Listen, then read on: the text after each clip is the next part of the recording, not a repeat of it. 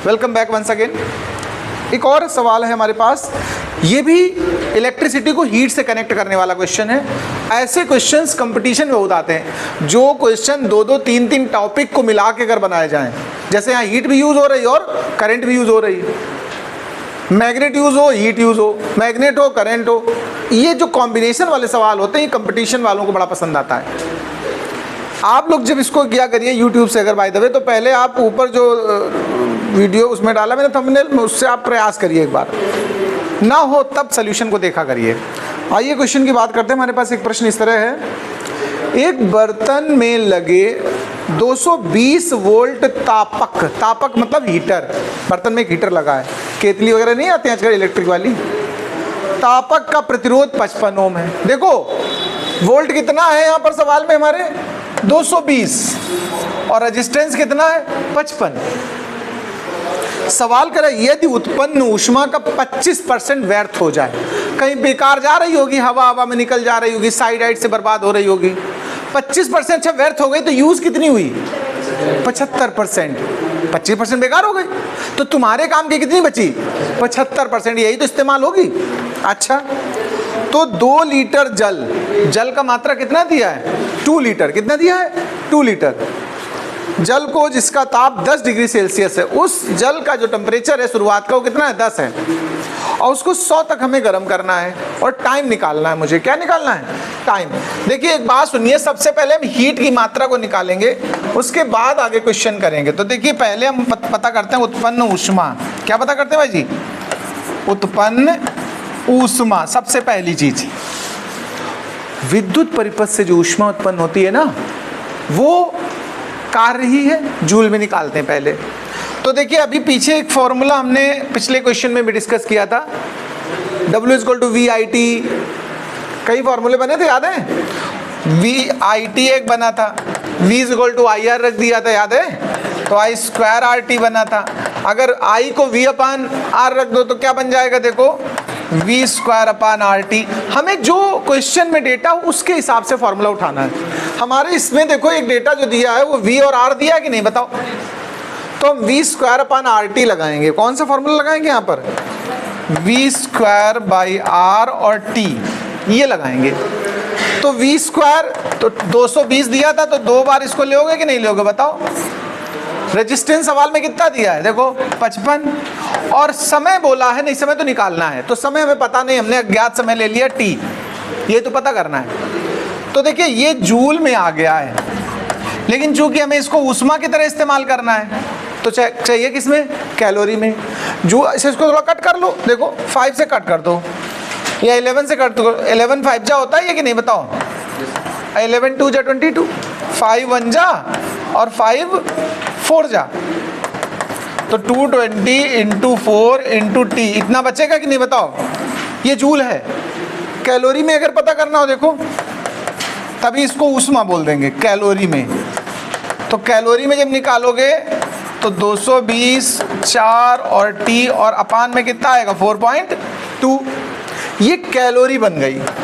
अच्छा लेकिन सभी इस्तेमाल नहीं हो रही, प्रयोग कितनी आ रही देखो, इसमें सवाल ने बोला व्यर्थ गंवा दी, कितनी गंवा दी तुमने, व्यर्थ 25%, तो उपयोगी कितनी बची 75%। क्लियर बात, 75% जो उपयोगी है वही हमारी हीट में कन्वर्ट होगी, उसको हमने कैपिटल क्यू लिख दिया। देखो 220 × 4 × T अपान में 4.2 और 75% मतलब 75/100 होता कि नहीं होता बताओ। तो इस तरीके से एक इक्वेशन इसको डाल दी हमने। फिलहाल ये हीट हमारे उस लिक्विड का टेम्परेचर बढ़ा रही है, ठीक है। आपने क्लास 11th में एक फॉर्मूला पढ़ा होगा, अगर नहीं भी पढ़ा तो अब सुन लो, क्या है कौन सा जा रहा कुछ तुम्हारे देव से। टेम्परेचर बढ़ाने के लिए एक फॉर्मूला होता था MS∆T या MC∆T। Q क्या होता था, MS∆T या MC∆T, जो आपने सीखा हो। S मतलब स्पेसिफिक हीट है, विशिष्ट ऊष्मा, ये यहाँ पर यूज होगी। M मतलब द्रव्यमान है। देखो इस सवाल में द्रव्यमान नहीं दिया जल का आयतन दिया है। क्या दिया, लीटर में दिया कि नहीं आयतन बताओ। तो हम उसको द्रव्यमान में कन्वर्ट करेंगे। तो मेरी बात को ध्यान से सुनना, द्रव्यमान जो होता है देखो, मास = वॉल्यूम × डेंसिटी होता, सुना कि नहीं सुना, आयतन गुणा घनत्व। हमें द्रव्यमान चाहिए तो आयतन और घनत्व। आयतन 2 लीटर है, लीटर को मीटर क्यूब में बदलने का एक तरीका होता है, सीधा सीधा समझ लेना इस बात को। अगर कभी लीटर में कोई मात्रा दी हो और हम सवाल में लीटर डायरेक्ट यूज नहीं कर सकते, ध्यान रखना, हमें चाहिए होता मीटर क्यूब में, तो इसका तरीका होता है 1 × 10⁻³ ये मीटर क्यूब हो जाता है। लीटर को किसमें बदल दिया हमने? मीटर क्यूब में। उसके लिए करना क्या पड़ता है? 10⁻³ से गुणा। तो देखो 2 लीटर को हमने जब 10⁻³ से गुणा कर दिया तो ये आयतन बन गया मीटर क्यूब। और जल का जो घनत्व होता है एमकेएस पद्धति में वो 1000 होता है। कितना होता है? जल का डेंसिटी घनत्व कितना होता है? 1000। ध्यान रखना 1 × 10⁻³ तो वो 1000 हो गया सीधा। ये देखो आपस में निपट गए, तो कुल मिला के द्रव्यमान बचा वो 2 ही। कोई अगर इत्तेफाक से बच्चा सवाल में 2 मान रख देगा तो आंसर तो आ जाएगा, लेकिन वो गलत तरीका होगा, ठीक है। तो द्रव्यमान का मान कुल मिला कितना आ गया? 2, पहली बात। अब आगे की बात करते हैं। एम आ गया हमारा विशिष्ट ऊष्मा। ध्यान रखना जल की विशिष्ट ऊष्मा की अब बात करते हैं, ठीक है। जल की विशिष्ट ऊष्मा भी हमें लेनी है यहाँ पर। तो पहले एक काम करो, इसको समीकरण दो, दोनों को आपस में बराबर कर देते हैं हम लोग। क्या कर लेते हैं? ये दोनों एक ही बात को बता रहे हैं, ये और ये, पहले इनको इक्वेट करा लो, बाद में यहाँ मान रखते हैं। तो समीकरण 1 और 2 से, समीकरण 1 व 2 से इक्वेट कराओ। इधर देखो ms∆T = वो जो मान निकाला था अभी, कितना निकला था देखो 224T75 में 4.2 और 100 था। कितना था? 100 था। अब हमें यहाँ सबके मान रखने हैं। जो जल की विशिष्ट ऊष्मा होती है, ध्यान रखिएगा हमारी, जैसे 2 तरह की ऊष्माएं होती हैं, एक गुप्त ऊष्मा और एक विशिष्ट ऊष्मा। गुप्त ऊष्मा बर्फ के लिए होती है 80 ग्राम प्रति कैलोरी, ठीक है, और 80 कैलोरी प्रति ग्राम। 1 ग्राम की गुप्त ऊष्मा 80 होती, और भाप की होती 540। हमें यहाँ विशिष्ट ऊष्मा का इस्तेमाल करना है। विशिष्ट ऊष्मा ध्यान रखिएगा, अगर हम लोग एमकेएस में ले रहे हैं तो 1000 और सीजीएस में तो 1। तो यहाँ पर हम रख देंगे एम का मान 2 लीटर था, वो 2 किलो में कन्वर्ट हो चुका है। इसको हम लोग 1000 रख देंगे। ये ताप में अंतर है। शुरुआत में जल का ताप कितना था? 10, और गर्म करके तुम ले कितने पे गए हो? 100 पे। तो यहाँ अंतर अगर निकालोगे तो कितना निकलेगा? 100 में से 10 घटा देंगे। इधर 220 4 × T × 75 अपान में। अब इसको सॉल्व करना खाली हमारे पास खेल बचा है। क्या बचा है हमें सॉल्व करने का? चलो पहले एक लाइन और बढ़ा लेते हैं, फिर हम सॉल्व करते हैं। ये 90 बचेगा। 220 × 4 × T, यही T निकालना है खाली हमें, सब काट डालेंगे। अब हम काटने पीटने जा रहे हैं। दशमलव हटाओ पहले, तो यहाँ का जब दशमलव हटाओगे तो यहाँ कितना आ जाएगा?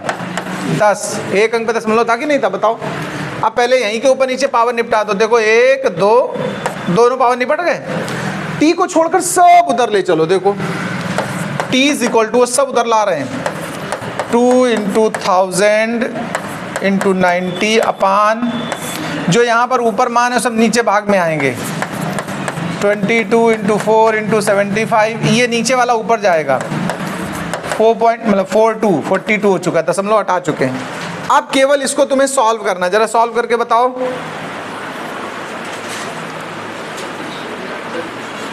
देखिए कैलकुलेशन को फटाफट देख लीजिए आप लोग, मैंने टाइम बचाने के लिए कर दिया है। सुनिए जरा, एक और बात बता दें आपको, ये जो विशिष्ट ऊष्मा मैंने अपनी तरफ से रखी है, घनत्व रखा है, ये सब आमतौर पे सवाल में जब पेपर में आता है तो ये वैल्यूज दी होती हैं। फिर भी तुम्हें अगर याद हो जाए तो बहुत अच्छी बात है। डेंसिटी कितनी होती है? 1000, और विशिष्ट ऊष्मा भी 1000। एमकेएस की बात कर रहा हूँ। सीजीएस में डेंसिटी 1 हो जाती है और विशिष्ट ऊष्मा भी 1 हो जाती है जल के लिए। फिलहाल यहाँ की बात कर लीजिए जरा। कैलकुलेशन देखो मैंने की हुई है, आप ऐसे देख सकते हो। कुल मिला के 2 से काट दो, 11 से, इसको देखो 2 से काट दिया 11 हुआ। ऐसे सब काट पीट तो डालोगे, मैंने कैलकुलेशन दिखा दिया आपको। इसको जब सॉल्व करते जाएंगे तो ये सेकेंड में आंसर आएगा लगभग 12,600/11। लेकिन हम लोग इसको मिनट में कन्वर्ट करते हैं तो 60 से डिवाइड करते हैं।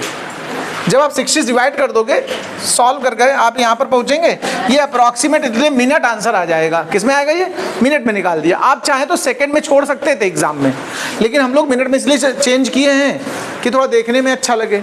ये काफ़ी बड़ी वैल्यू दिख रही थी सेकंड में अगर निकाल रहे थे, ठीक है। और कभी कभी ऑब्जेक्टिव में आ जाता है ऐसे क्वेश्चंस, तो कम से कम मिनट कन्वर्जन भी आपके समझ में आए। मुझे लगता है आपको समझ में आ गया होगा, ठीक है। सब्सक्राइब जरूर करें चैनल को और लाइक करें। नमस्कार।